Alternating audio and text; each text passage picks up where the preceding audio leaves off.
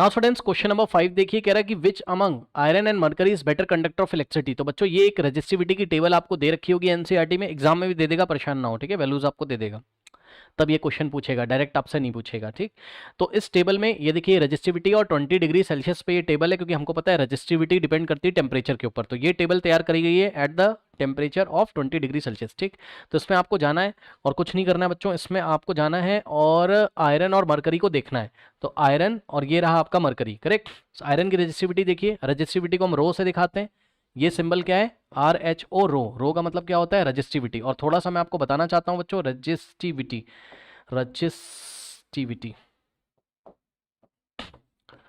Okay student सुनिए, ये जो रजिस्टिविटी होती है इसका मतलब क्या होता है, इसका मतलब होता है कि फॉर्मूला है आपका R is equal to rho L by A. तो लैब में हम लोग क्या करते हैं, हम लोग कोई कंडक्टर लेते हैं, जैसे आयरन लिया या कुछ भी लिया, ठीक, कोई मटेरियल लिया, उसका 1 मीटर लेंथ लेते हैं और 1 meter square cross section area लेते हैं, ठीक।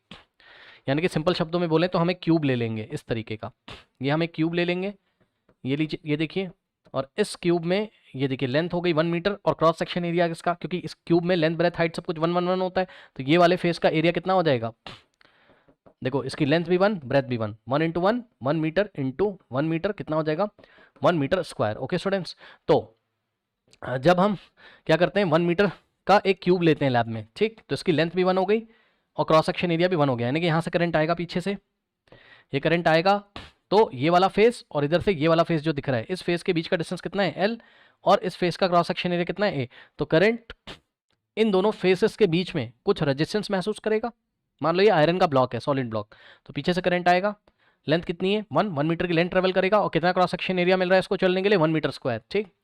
तो यहाँ पे फॉर्मूले में रख दीजिए फटाफट, R is equals to rho L को 1 रखा, A को 1 रखा, ठीक। So R is equals to rho आ जाएगा 1/1 और R is equals to rho, यानी कि रेजिस्टिविटी जो होती है न्यूमेरिकली उस रेजिस्टेंस के इक्वल होती है जिस, सुन लो, किसी कंडक्टर का यदि हम 1 मीटर लेंथ ले लें और 1 meter square cross section area ले लें, तो उसका जो न्यूमेरिक, उसका जो रेजिस्टेंस होता है वही उसकी रेजिस्टिविटी होती है। बस देख लीजिए, रेजिस्टिविटी रेजिस्टेंस के इक्वल आ गई, ठीक।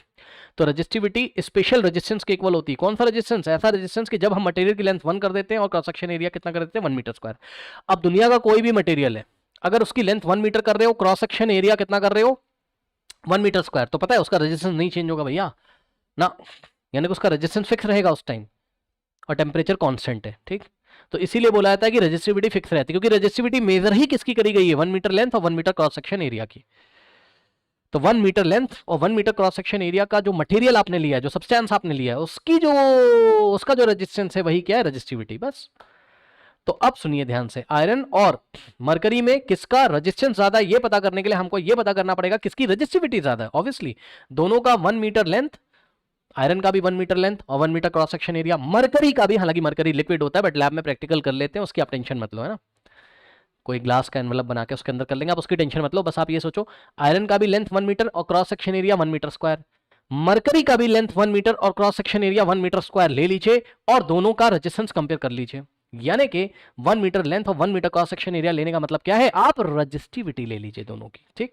तो इसलिए रेजिस्टिविटी वाली टेबल में जाएंगे, जिसकी रेजिस्टिविटी ज्यादा होगी उसका रेजिस्टेंस भी ज्यादा होगा।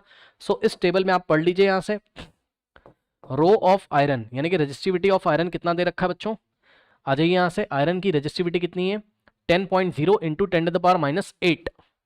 सो 10 कितना है 10.0 है ना, सो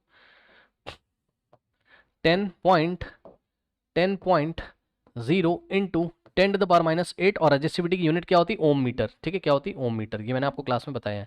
इसी तरीके से रेजिस्टिविटी ऑफ मरकरी, मरकरी की कितनी जाके देखिए बच्चों, मरकरी कहाँ आ रहा है, ये रहा मरकरी 94.0 इंटू 10⁻⁸। सो 94.0 इंटू 10⁻⁸ ओम मीटर। अब जाके देखिए बच्चों, इन दोनों को कैसे कंपेयर करते हैं। सबसे पहले आपको ये देखना है क्या 10 की पावर सेम है, यस सर, 10 की पावर -8 यहाँ पर भी है, 10 की पावर -8 यहाँ पर भी है, तो 10 की पावर -8 को नहीं देखना है अब आपको, भाई दोनों में 10 की पावर -8 सेम हो गया, उसको मत देखो। अब 10 की पावर -8 के सामने वाला नंबर देखो, उसके आगे वाला, जिसमें नंबर बड़ा होगा उसकी रेजिस्टिविटी बड़ी होगी, इसको छुपा लो क्योंकि 10 की पावर दोनों में सेम है।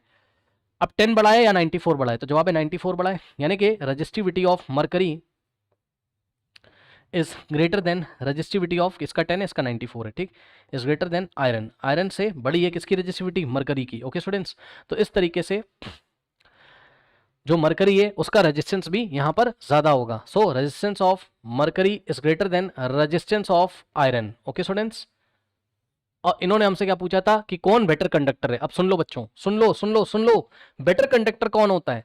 बेटर कंडक्टर वो होता है जिसका रेजिस्टेंस लेस होता है। बेटर कंडक्टर वो होगा जिसका रेजिस्टेंस क्या होगा, लेस होगा। भाई बेटर कंडक्टर मतलब वो फ्लो ऑफ करंट को अच्छे से होने दे, यानी कि वो ऑपोजिशन टू द करंट को कम कर दे।